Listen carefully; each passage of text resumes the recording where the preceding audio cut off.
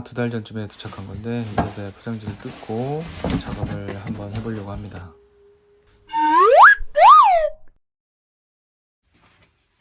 그동안에 계속 미루다가 이번에 선거일도 있고 해서 한번 작업을 해보려고 매뉴얼과 그 내용이 구성품 한번 확인해 보는 중입니다.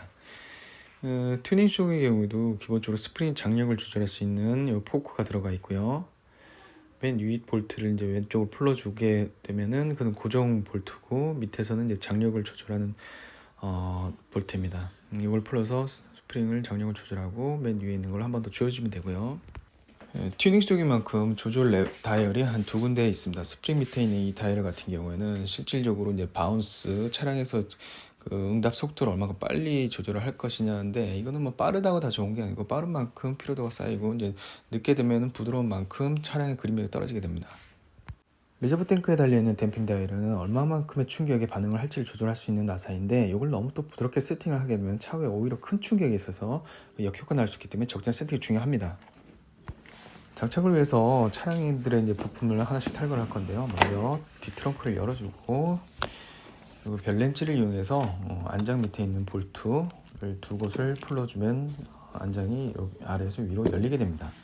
그리고 측면도 마찬가지로 별렌치를 이용해서 볼트 한 곳을 풀어주고, 그래서 앞쪽에서 손을 잡아 당기면서 뒤쪽은 맨 마지막에 위로 들어 올리게 되면은 측면 컬도 분리가 되고요. 탱크를 들러 올리기 위해서 탱크를 잡고 있는 위쪽 케이스, 탱크 커버라고 그러나 이쪽에 있는 볼트, 여기는 육각 렌치로 되어 있습니다. 육각 렌치 두 곳을 풀어주고, 밑에서부터 살짝 당겼다가 위로 올리게 되면 얘도 쉽게 빠지고, 그리고 키홀더를 잡고 있는 키홀더 케이스, 이쪽은 특별히 이제 볼트로 되어 있는 게 아니고 원터치 락, 플라스틱 락으로 되어 있습니다. 두 곳을 당겨서 제거를 하고, 이것도 이렇게 빼주시고요.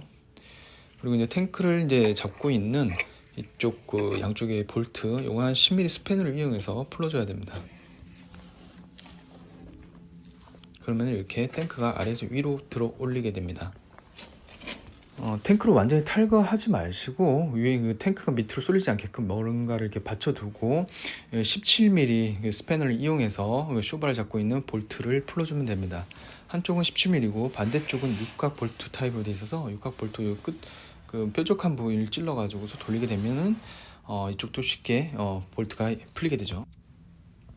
이런 식으로 탱크가 내려가지 않게끔 뭔가를 이렇게 고위목으로 받쳐놓고, 그리고 육각 볼트를 이렇게 긴 쪽을 밀어넣기 때문에 힘이 상대적으로 못 받습니다. 그래서 이런 지렛대를 이용할 수 있는 걸 이용해서 힘을 주시면은 생각보다 큰 힘이 필요 없이 풀리게 됩니다. 이게 풀린다는 가정 하에서 저는 이제 그 다음 작업을 위해서 그 체인 커버, 리어 커버를 이제 분리하는 과정이고요. 분리하는 것도 여기 마찬가지로 볼트, 육각 볼트를 별렌치를 풀어주면 이런 식으로 양쪽으로 다 풀어주면 이렇게 열리게 되고요. 아래쪽도 마찬가지로 그 체인 커버를 드러내게 되면 밑에 쇼바를 갖고 있는 볼트도 앞에 있던 부분과 마찬가지로 같은 사이즈의 육각 렌치와 반대쪽은 17mm 스팬을 이용해서 풀어주시게 됩니다.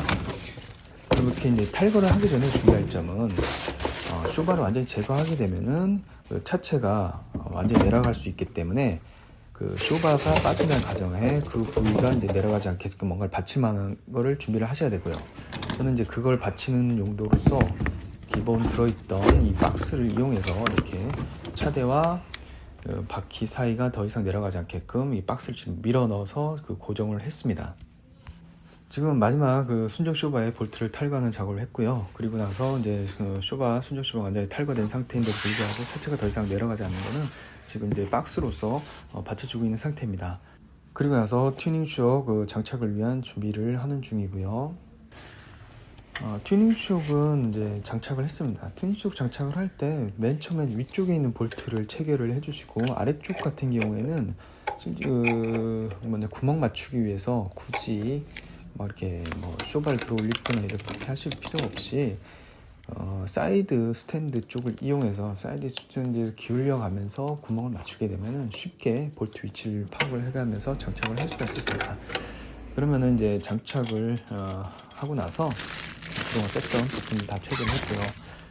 마지막으로 그쇼 장착한 이후에 리저브 탱크 고정 브라켓인데 요거를 이제 위치 선정을 위해서 텐덤자 스텝 그것을 이용해서 장착을 해주시면 됩니다. 저는 그 옵션으로 달려있는 그 캐리어 때문에 캐리어를 탈거하고 나서 이런 식으로 텐덤 스텝 볼트를 풀어주고 그곳에다가 리저브 탱크 브라켓을 장착을 했습니다.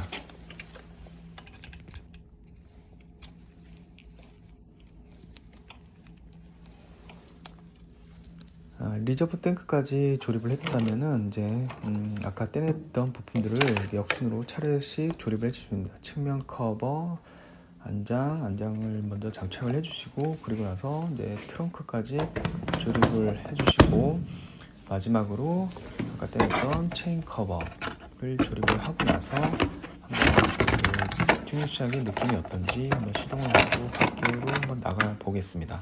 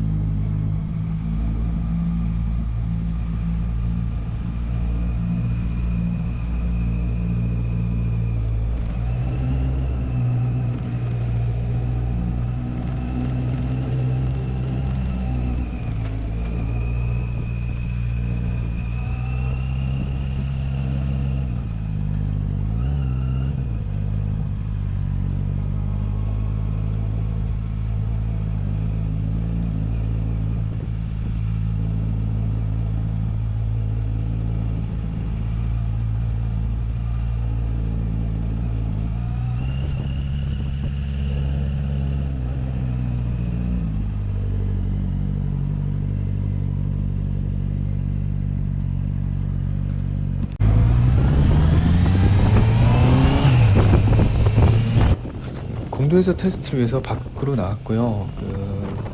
중속에서도 마찬가지로 아까 저속에서 달릴 때 그 부드러움과 빠른 리스폰스가 정말 든든할 정도로 편하게 느껴졌습니다.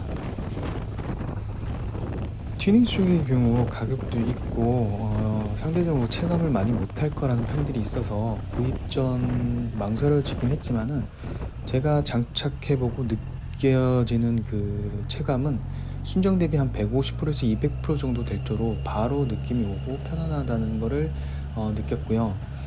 물론 메인터넌스로 오버홀이라는 작업이 있지만은 그것도 뭐 3만 킬로 공도에서 일반적으로 탈 경우에는 스탠다드 뭐 3만 킬로 그리고 또는 3년이라는 기간이 있습니다. 뭐 그렇게 짧지도 않은 기간이기 때문에 너무 걱정을 하고서 망설여지시는 분들에게는 충분히 괜찮다는 말을 좀 드리고 싶습니다.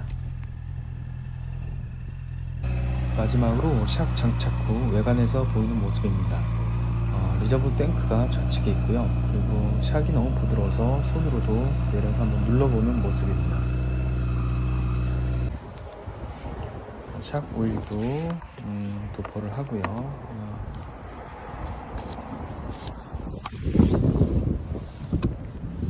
그러면은 지금까지 긴 시간 시청해 주셔서 감사드리면서 마무리하겠습니다. 감사합니다.